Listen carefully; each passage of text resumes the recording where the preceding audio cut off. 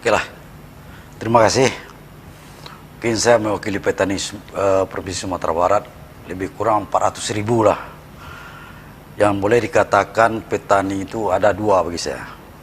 Petani mitra, petani swadaya. Yang menjerit, lebih menjerit itu sekarang petani swadaya, Pak. Sebab kalau harga dolar itu, biasanya nih, kalau harga dolar itu naik, petani itu nikmat. Tapi kondisi sekarang, dengan kondisi sekarang harga dolar itu melejit, petani menjerit, ini ada suatu hal penyebab di sini, Pak. Ya. Di sini kita lihat harga dari pupuk itu berapa persen naiknya. Ya. Boleh saya katakan, saya rasakan kemarin ini 15 hari yang lalu, 1 bulan lalu lah, harga pupuk itu per kilogram itu 8.200 NPK per kilonya. Sekarang sudah mencapai 10.200. Kenaikan 2.000 rupiah. Ini tentu menyebabkan, betul harga TBS itu mulai naik, tetapi biaya personal kan tinggi, termasuk biaya BBM-nya, truk membawa TBS ke pabrik. Ini juga pupuk. Kalau sawit itu tidak dipupuk, tentu untuk ke depan juga tentu hasil tidak memuaskan. 2 tahun ke depan, 1 tahun ke depan. Nah, inilah sebabnya perlu pengawasan oleh pemerintah. Pengawasan, contohnya subsidi pupuk itu langsung ke petaninya, dan subsidi BBM langsung ke petani. Itu tidak di masalah. Nah, kalau sekarang enggak, sebab bahan pupuk itu karena diimpor dari luar. Ya. Saya kemarin nih beli pupuk 8.000, satu bulan belakang saya beli pupuk 8.200 cuma. Saya beli kemarin 5 hari kemarin udah 10.500. Berapa naiknya tuh? 2.300 naiknya. Tentu ini jadi beban petani karena harga TBS juga naik sedikit, biaya personal tinggi. Nah, ini tentu menjerit petani. Kalau yang dulu tahun di belakangan, Pak, 2022 untuk Sumatera Barat, sebab harga biaya personal tidak begitu tinggi. Kalau sekarang kondisi, contoh hari ini harga dolar itu saya lihat 17.864 rupiah per hari ini. Belum tahu besok. Kalau ukurannya besok harga sawit itu harus naik nih sebetulnya. Kita memprediksi harga CPO itu per hari ini sudah mencapai 16.000. 15.800 sampai 16.000 per hari ini. Besok sebaiknya naik itu. Tapi kalau naik TBS ini besok tidak naik, ini juga ada permainan juga nih kalau saya lihat. Tentu saya sebagai petani sawit Sumatera Barat meminta kepada pemerintah, pengawas ini yang terpenting dulu, Pak. Pun untuk Sumatera Barat kita juga telah mengusulkan supaya Satgas ini dipercepat juga. Penyebab diambil kebijakan ini benar, penyebabnya ingin mengatasi masalah devisa hasil ekspor yang tidak pulang ke Indonesia, ingin mengatasi masalah underpricing, ingin mengatasi masalah transfer pricing yang dilakukan oleh eksportir. Ya, nah ini yang kemudian dijadikan alasan untuk membuat yang namanya lembaga baru untuk mengatasi masalah itu. Cuma ya, kebijakan itu sepertinya saya lihat terburu-buru, ya. Terburu-buru kenapa? Karena tidak terperhatikan, tidak termitigasikan gitu ya, tidak terprediksi ini kondisi seperti ini akan terjadi, ya. Sama seperti waktu itu ada pernah sawit turun drastis karena ada pembatasan ekspor, ada pajak ekspor, ya. Itu juga dilakukan masih di era presiden sebelumnya. Nah ini juga cara-cara seperti ini kan namanya kalau di istilah ekonomi monopsoni. Kalau monopoli itu satu penjual, kalau monopsoni itu satu pembeli. Jadi semacam ada yang buyernya dari perusahaan-perusahaan seluruh Indonesia untuk 3 komoditas utama ekspor tersebut dibeli oleh Danantara, kemudian Danantara yang ekspor. Nah itu kan memperpanjang rantai, rantai distribusi dari petani sampai nanti ujung ke ekspor itu nambah satu agent lagi, satu pelaku lagi. Nah, artinya memperpanjang rantai berarti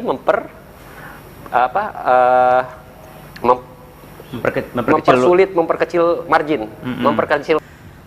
Petani kita itu ada dua, petani swadaya dan petani mitra. Yang kita tetapkan tiap minggu itu petani mitra, itu harganya yang 4.000. Ini kalau kalau petani mitra ini tidak tergoyang dengan permasalahan kebijakan pemerintah selama ini. Tetap saya pun sebagai tim penetapan harga TBS tidak ada masalah. Padahal untuk di Indonesia, Sumatera Barat harga tertinggi nih. Kemarin masih 4.000 lebih. Kalau daerah lain masih sudah di bawah 4.000. Kalau untuk petani mitra ini masih bagus. Kita yang dipermasalahkan sekarang dengan kebijakan pemerintah yang melakukan ekspor satu pintu ini ada perusahaan-perusahaan nakal. Perusahaan PKS nakal itu untuk menabrak petani swadaya. Karena petani swadaya ini dia langsung ke peron yang menjualnya, ke supplier. Tentu kalau kita lihat PKS itu dia menurunkan harga ini sepihak. Tentu karena di sini sepihak, pengontrol ini yang tidak ada ke bawah, Pak. Tentu dengan adanya kondisi acuan pemerintah, rencana pemerintah baru waktu itu. Rencana baru PKS sudah melakukan penurunan harga sawit sepihak sampai 2.000, sampai 1.500 waktu itu. Tapi kita di pemerintah daerah pun tidak ada, saya lihat tidak ada pengawasan, itu kurang, Pak. Pun surat edaran kalau di Sumatera Barat baru kemarin ini, baru 2 hari kemarin baru keluar. Daerah lain sudah keluar surat edaran supaya PKS yang ada kalau melakukan sepihak akan dicabut izinnya. Ini di Sumatera Barat baru berapa hari kemarin. Tentu saya desak juga itu. Bagaimana belum keluar edaran? Tentu edaran itu sebagai pegangan juga bagi petani, Pak. Kalau ini berlarut-larut dilakukan oleh PKS, ini akan menimbulkan bisa-bisa anarkis terhadap PKS yang ada. Ini tentu dengan kondisi harga itu, dilihat pupuk mahal, solar juga sulit dibeli, sudah harga mahal lagi. Ini kan sulit oleh petani. Karena untuk membawa TBS itu ke pabrik perlu apa? Perlu kendaraan dan perlu BBM dia. Terkadang diupah pula kendaraannya kan? Itu kan diupah itu. Bukan kendaraan milik dia gitu. Karena kondisi bawa sawit ke tentu harga TBS, upah angkut tentu naik. Upah angkut naik, harga pupuk naik. Dilihat dari harga dolar yang selalu tinggi naik itu. Memang kalau dulu, tahun-tahun dulu memang pengaruh besar. Memang saya ketawa kalau dolar naik, kita tetap ketawa. Tapi kondisi yang tahun 2026 ini harga dolar naik, kita menjerit. Memang kenyataannya begitu, Pak. Ini tentu kondisi sekarang ini tentu ada pengawasan. Kita sekarang untuk Sumatera Barat juga lagi menyusun pergub untuk tata niaga. Dan juga kami menunggu satgas harga ini. Jangan semena-mena PKS itu melakukan menaikkan harga sepihak. Ini yang dilakukan selama ini. Tapi kondisi sekarang sudah mulai naik. Tiap hari itu naik, Pak. Tiap itu naik. Terus juga saya minta kepada Pak Kadis Koperindak, karena saya juga termasuk tim TBS Provinsi Sumatera Barat. Kami juga ekspor CPU itu sebagai bahan acuan, Pak. Sebagai bahan acuan kami untuk menentukan harga TBS. Apalagi ada harga Teluk Bayur.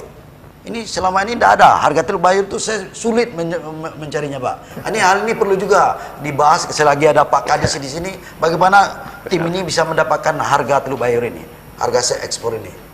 Ini perlu juga karena saya tiap hari itu mengupdate harga CPO tiap hari. Karena kalau harga CPO hari ini naik, besok pasti dinaikkan oleh PKS itu untuk harga swadaya. Ini juga sebagai bahan acuan Pak Kadis. Mohon kami dari petani supaya untuk transparannya harga ekspor dari Teluk Bayur itu bisa diterima oleh masyarakat petani kita. Jadi gini, yang saya khawatirkan ya, ini cuma pindah. Tikusnya pindah rumah, Pak. Yang saya khawatirkan itu, tikusnya pindah rumah. Ya, atau ganti pemain aja. Ganti pemain aja, itu yang saya khawatirkan. Karena untuk Sumatera Barat saja udah 400.000, ya. Bagaimana dengan Indonesia itu luar biasa banyak sekali. Itu minimal sawit lah. Kalau nikel dan batu bara kayaknya pemain besar semua juga ya. Agak tidak berdampak ke dalam perekonomian secara meluas. Tapi begitu kita bicara sawit, Sumatera Barat besok ini daya beli masyarakat turun, ya. Jauh, Pak. Dan satu lagi, kondisi global, kondisi geopolitik global ini juga lagi tidak baik-baik saja gitu. Itu yang menyebabkan tadi harga pupuk naik dan segala macam, karena ada perang di Teluk, sementara petrochemical, ya, LNG dari sana datangnya, sehingga bahan baku pupuk pun jadi sangat mahal. Dan Indonesia harus impor itu dengan harga mahal. Kenapa? Karena ada perang di situ. Nah, itu menyebabkan pupuk naik gila-gilaan juga. Selain pupuk ada plastik yang saat ini naik. Jadi kenaikan harga-harga akibat imported inflation itu, ya, itu sudah menghukum petani sekarang, ya. Nah, kemudian datang lagi nih kebijakan di saat yang tidak tepat. Nah, itu yang saya khawatirkan. Mudah-mudahan tidak lama ya. Kebijakan ini menyebabkan turunnya harga. Saya dengar juga Menteri Pertanian sudah mulai teriak-teriak. Tapi sekarang yang nanggung rugi 2 minggu ini siapa? Itu kan udah terlanjur rugi petani. Siapa yang mau bayar itu kerugian yang selama yang kemarin? Terus sekarang kalau mereka turun mulai per hari ini, mudah-mudahan bisa langsung naik gitu kan. Dan ditentukan minggu ini juga harga dasarnya untuk sawit. Apakah mereka sanggup bayar jika ternyata tidak ada permintaan dengan harga yang ditetapkan? Terus satu lagi Pak, hati-hati Pak. Hati-hati dengan minta harga Teluk Bayur Pak. Itu harga underpricing itu ntar takutnya. Jadi ternyata murah sekali harga Teluk Bayurnya.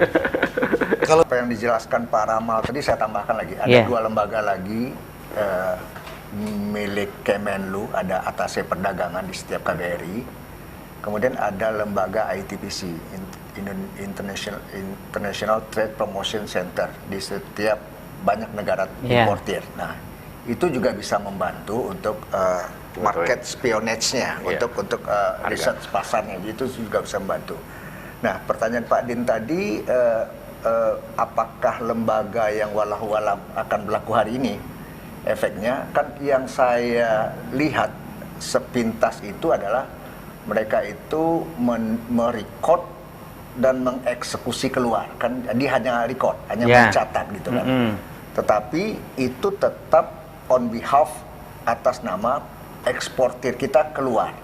Nah, kan negara mudah-mudahan ini betul ya. Hanya melakukan pencatatan lewat satu pintu, kemudian ini akan menjadi dasar untuk penetapan 3 yang ditujukan tadi. Ada under pricing, under invoicing, ada transparansi, kemudian ada optimalisasi penerimaan negara, katanya begitu kan. Tetapi saya sepakat melihat 3 hal. Kan sekarang sawit, batu bara, satu lagi ferro sebetulnya, tidak nikel, besi, ferro kan. Nah, 2 ini kan bahan tambang ini. Tidak ada orang yang tersangkut kecuali tenaga kerja di tambang itu. Nah, tetapi kalau sawit kan ada yang tersangkut petani kita. Nah, tadi mohon maaf Pak Ketua, memang yang saya katakan tadi adalah harga mitra ya, harga swadaya itu mungkin yang masalah itu.